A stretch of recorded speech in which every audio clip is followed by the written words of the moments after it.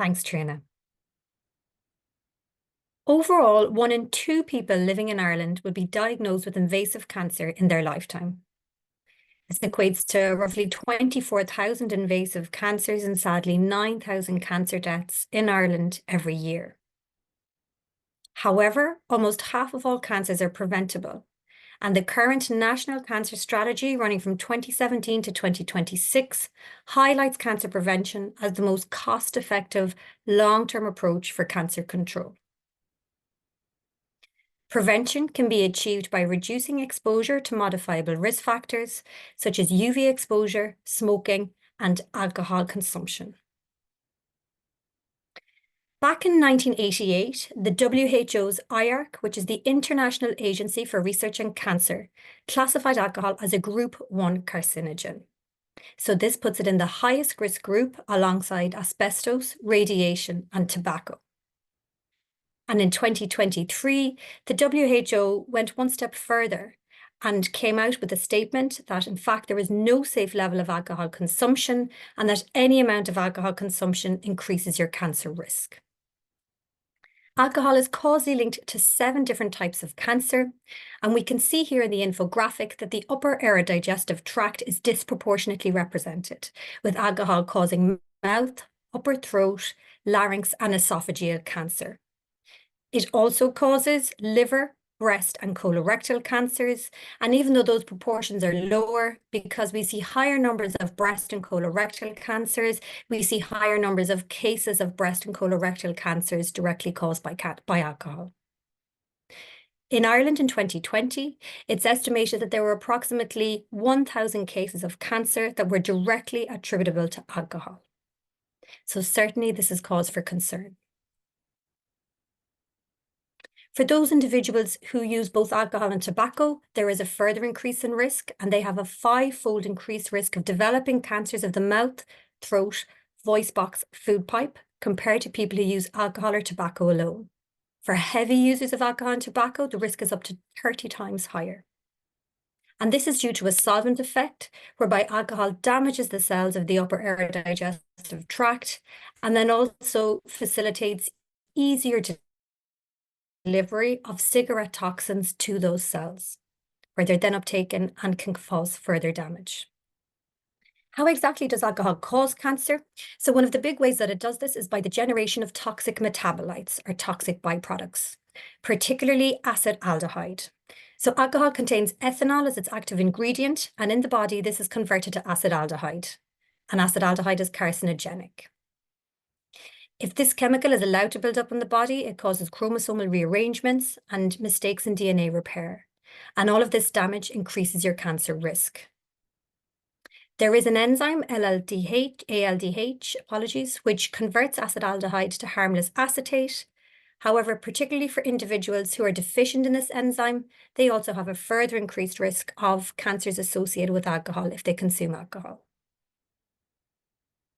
Other ways in which alcohol increases your cancer risk include by increasing estrogen levels, which can be associated with breast cancer, by reducing folate levels, which can be associated with colorectal cancer, and by increasing weight, which is an independent risk factor for cancer.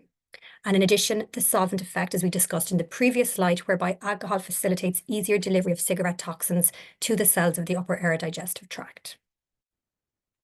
How much are we drinking in Ireland? Well, data from Healthy Ireland 2024, issued just recently, told us that 73% of respondents in this nationally representative survey consumed alcohol in the last year, with 38% consuming alcohol at least once a week. So certainly alcohol consumption is high in Ireland.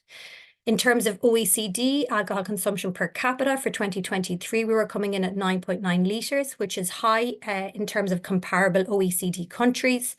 And it's important to remember that it's ethanol that drives the cancer risk. It's not the beverage type, so it doesn't matter if it's beer or spirits or wine. It's the ethanol drives the cancer risk, and it's any amount of ethanol.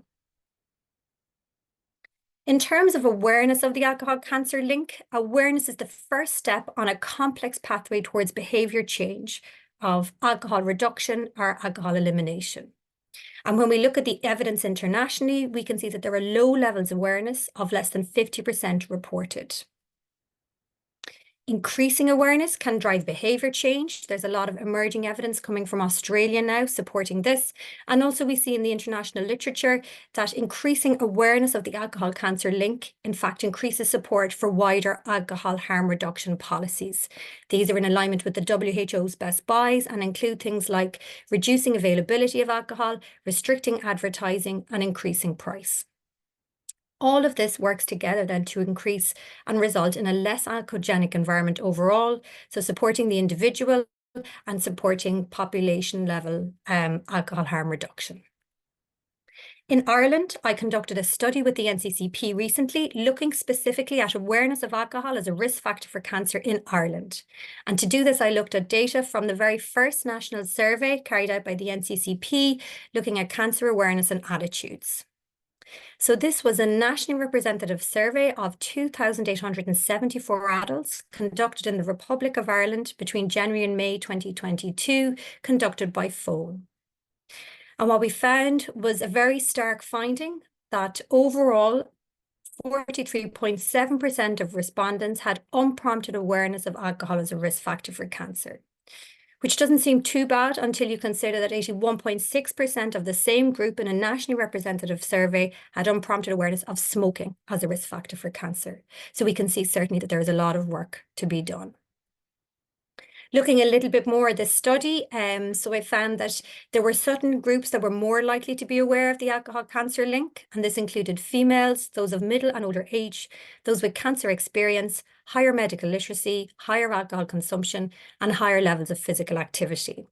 However, even within those who were aware, there was some confusion and misconceptions existed. For example, almost half of those who were aware of the alcohol cancer link incorrectly believed that alcohol only causes cancer if you drink a lot of it over a long period of time.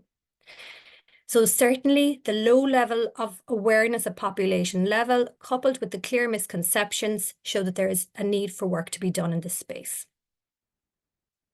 So the recommendations emanating from the findings of the study are first and foremost to increase awareness of the alcohol cancer link. And really important that it's a consistent message that's delivered, that it's any amount of alcohol increases your cancer risk.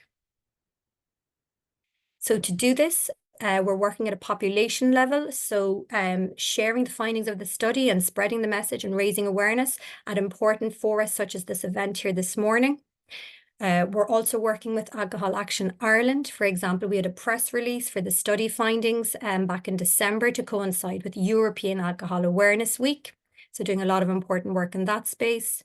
And we're also looking at how to spread the message amongst higher risk groups, for example, younger males with lower levels of medical literacy. And we're also looking then at spreading the message in different settings. For example, in the healthcare setting, we're incorporating the study findings into the Making Every Contact Count programme, which looks at improving health behaviours and optimising management of chronic disease. And we're also looking at incorporating the findings into the NCCP's e-modules for healthcare professionals, so raising awareness amongst that population also.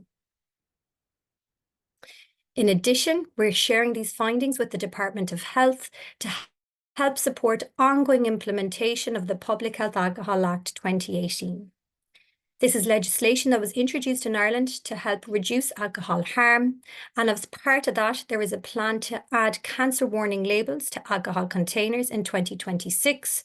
So these study findings showing that there is a very low level of awareness of the alcohol cancer link in Ireland, coupled with the misconceptions, provides clear evidence that we need to continue the implementation of this Public Health Alcohol Act and that we need to continue to push for the addition of cancer warning labels on alcohol containers.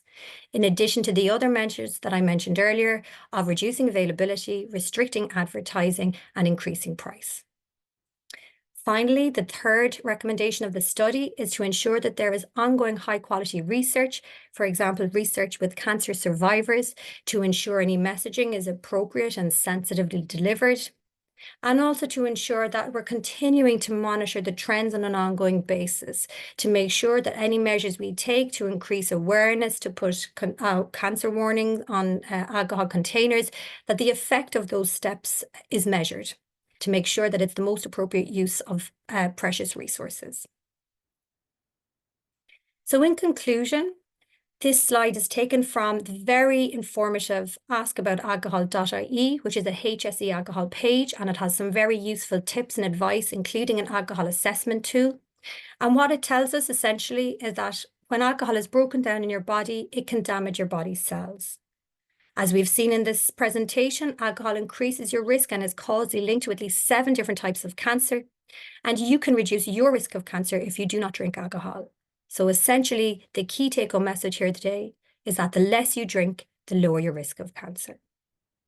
So with that, I'd like to thank you all for your time and welcome any questions from the floor.